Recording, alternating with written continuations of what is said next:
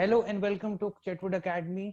आज से हम एक नई सीरीज की शुरुआत कर रहे हैं जिसका नाम है वीकली करंट अफेयर्स। इसमें हम हफ्ते भर के सारे करंट अफेयर्स को 5 मिनट में रिवाइज करने की कोशिश करेंगे। ये बहुत जरूरी और बहुत इंपॉर्टेंट होगा उन बच्चों के लिए जो CDS 2 और एफकैट का एग्जाम अभी आने वाले समय में देने वाले हैं। तो चलिए without wasting any time let's start this. पहला सबसे इंपॉर्टेंट न्यूज है, ग्लोबल इनोवेशन इंडेक्स 2020 रिलीज हुआ है। इसमें से इंपॉर्टेंट बात जानने की है कि 13th एडिशन था और इसे वर्ल्ड इंटेलेक्चुअल प्रॉपर्टी ऑर्गेनाइजेशन और कॉर्नेल यूनिवर्सिटी ने पब्लिश किया था। इंडिया की रैंक इसमें इंप्रूव हुई है, तो ये आप याद रखिए। एफकैट का बहुत इंपॉर्टेंट सवाल बन सकता है कि 48th रैंक थी और टॉप जो है वो स्विट्जरलैंड ने किया था। कंफ्यूज मत होइएगा, स्कैंडिनेवियन कंट्रीज बहुत सारी इनमें टॉप करती रहती है, डेनमार्क जैसे, पर ये स्विट्जरलैंड है, इसे जरूर याद रखिएगा। बैन ऑन चाइनीज ऐप, इसमें इंपॉर्टेंट बात यह है कि बैन किस आधार पे हुआ था। तो this was banned according to section 69A of IT act, जो दिखाता है कि सोवरेनिटी और इंटीग्रिटी पे अगर आए तो सेंट्रल गवर्नमेंट के पास अथॉरिटी है कि वो कोई भी ऐप बैन कर सकती है, वेबसाइट बैन कर सकती है। Water hero share your story जो है वो मिनिस्ट्री ऑफ जल शक्ति का इनिशिएटिव है, जिसमें एक कॉन्टेस्ट रखा गया जिसका कैश प्राइस 10,000। इसमें हर आदमी को एक 1 से 5 मिनट की स्टोरी शेयर करनी है। इसमें इंपॉर्टेंट बात आपको जानने की है, मिनिस्ट्री ऑफ जल शक्ति ने इसे लॉन्च किया है, इस पे सवाल बन सकता है। बिम्स्टेक की मीटिंग हुई थी, इसकी लोकेशन इंपॉर्टेंट है, गोवा। इसमें डिस्कस किया था करंट कोविड के चैलेंजेस को। बिम्स्टेक की कंट्रीज आपको पक्का याद होनी चाहिए, बहुत रिपीटेटिव क्वेश्चन है, जिसमें होता है Bangladesh, India, Myanmar, Sri Lanka, Thailand. EC अगर आप भूलना और नहीं लगा देंगे तो आपको पूरा याद हो जाएगा कि भूलना नहीं से भूटान और नेपाल, ये आपको बिम्स्टेक पूरा याद हो गया। Recently US annual defence report release हुई थी, जिसके तहत चाइनीज नेवी जो है, Chinese navy is now the largest navy in the world with 350 ships and 130 major services competent. This is very important for any defence examination, please note it.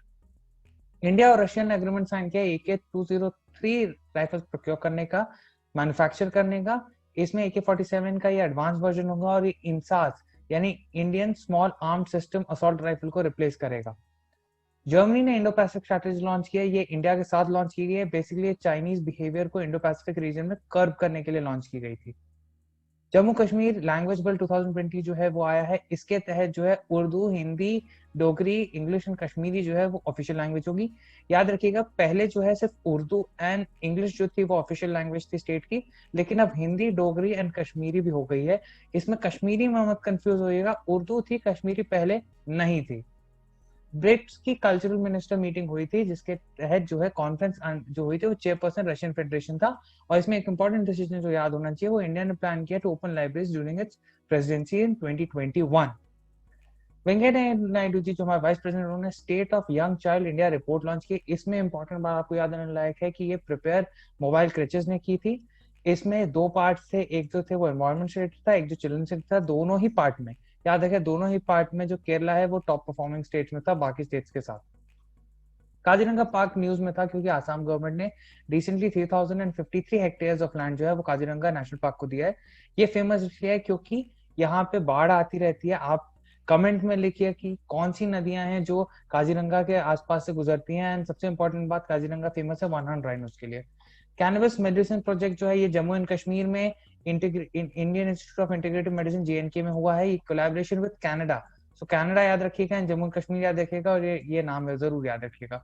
International solar and very important, इसमें जो है इस बार इन्होंने world solar technology summit जो है उसका agenda release हुआ है। ये एजेंडा है, वीडियो पॉज करके इसको एक बार गो थ्रू कर लीजिए, ये बहुत इंपॉर्टेंट है।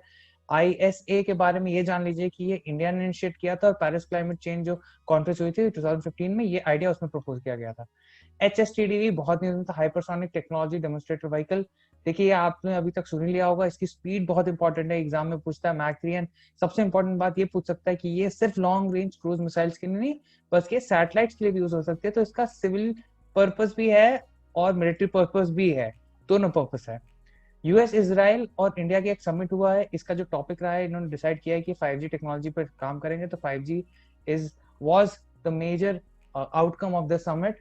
NSO सर्वे हुआ है, इसमें इंपॉर्टेंट बात ये थी केरला हमेशा की तरह टॉप किया है लिटरेसी में, आंध्र प्रदेश सबसे बॉटम था, इसको जरूर याद रखिएगा।